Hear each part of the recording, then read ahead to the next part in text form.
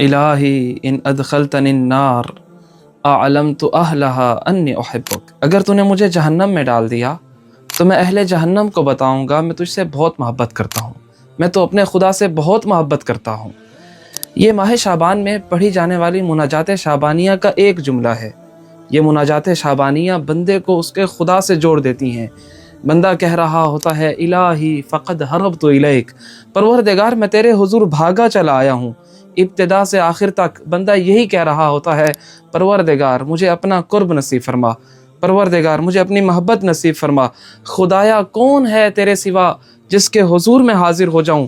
بندہ یہی کہہ رہا ہوتا ہے پروردگار مجھے اپنا بنا لے۔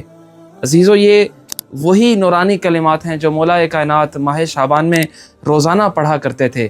امام خمینی رحمۃ اللہ علیہ فرماتے ہیں ہمارے لیے فخر کی بات ہے کہ ہمارے پاس اہل بیت علیہم السلام کے عطا کردہ یہ نورانی کلمات مناجات شعبانیہ ہیں۔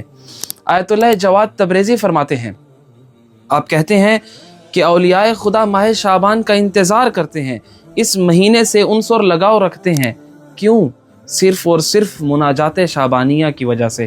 بس ہمیں چاہیے کہ ہم اس مہینے میں کثرت کے ساتھ مناجات شعبانیہ کی تلاوت کریں۔